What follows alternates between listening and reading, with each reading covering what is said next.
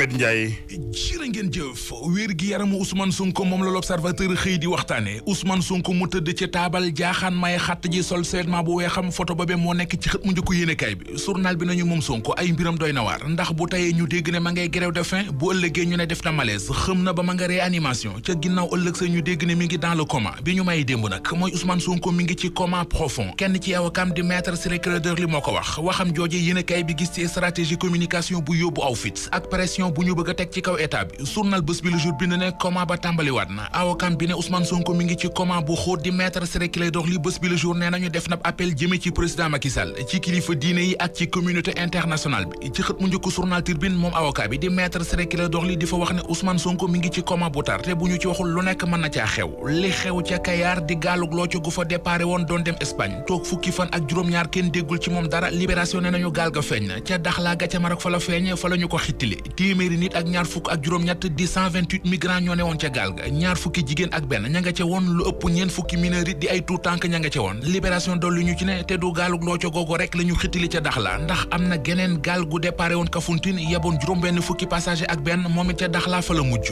mbir mi mujjee naa yéeme ne source mi ngi ñuy wax ni migrants africains yi jaar ci gaal yi ba dugg Espagne ci weeru janvier ak léegi toll nañu ci 27000 migrants ñaar fukki junniy migrants ak juróom-ñaar ña ci ëpp ay sénégalais lañu 90% yëpp Sénégal gi la ñu fekk baax ñi mbëkk gaal yi loo cey ba wàcc Espagne source ne nañu am na ab gëstu bu wax ne ñu nekk nga ca gis nañu ci ay étudiants gis ci ay infirmiers ay ingénieur informatique ba ci benn femme bu ànd ak doomam ju jigéen jël gaal gi ba mu yeggee Espagne ñu laaj ko daane dañoo bëggoon a xarafal doomam ju jigéen ji moo tax mu ànd ak moom daw jël gaal gi ngir ñëw Espagne France bagage yi Léopold Sédar Senghor ñu fa bëggoon a teg jaay def ko vente aux enchères Le Quotidien ci la xëy ba bind ne ku yebu si mille sàpp état bu Sénégal jox ko médaille d'honneur ndax taxawaayam bu rafet ci mbir mi bagage yi Léopold Sédar Senghor yi ñu bëggoon a vente aux enchères ca France yéenekaay bi nee nañu état bu Sénégal jënd na lépp ñeen fukki objet ak benn la lépp ñu ko doon jaayee téeméeri millions ak juróom-benn fukk 160 millions 166 milliards Soleil national nee nañu mooy koppar yi waa FMI Fonds monétaire international fas yéene jox Sénégal ni bor Les Échos ne ko ëpp na ko xaalis bi waa FMI bëgg a baaxee Sénégal ne crédit fii ak at mi di jeex mi ngi toll ci 169 milliards mission de revue programme économique ak financier bu FMI ñoo rafetlu doxalinu Sénégal ba tax ñu baaxee ko mbaqus lu ni mel la Sénégal nañu waa FMI nee nañu Sénégal jàmbar tigile ci résilience ak performance le témoigne nañu te nag donte taux de croissance bu Sénégal bi dafa wàcc terewul suñu réew di Sénégal moo gën le taux ci déndub Afrique bi Vox Populi nañu croissance bi ci Sénégal gong lépp moo ji waaye taxul mu yegg ca fa mu tolloon laata Covid-19 bi ba koppar di Mamadou Moustapha Ba ministre des finances di ñu jox ci xët mu njëkk Vox Populi ñetti raison yi waral jéego yu am solo yi Sénégal def ku def dégg yëral xët mu njëkk Tribune Direct News témoigné mbaa journal lay fa ñoom ñëpp xëy na di ñu yeggee rëq-rëq yu waa kër Bougane Gueye Dany yi di waa gëm sa bopp nemmeeku ci processus de parrainage bi Tribune nañu bi ñu ko gisee ci la ñu ko wax waa direction générale des élections ñoom it ñu nangu erreur yi jooy ndi rëq-rëq yi corrigé ko Direct News nañu donte waa direction générale des élections corrigé nañu erreur yi terewul waa gëm sa bopp ñoom ñoo ngi alerté opinion bi opinion di xalaatu étudiants yi ci université Gaston Berger bu Ndar l'Observateur xëy na ko taataan jëmee ko ci mesure bu fa am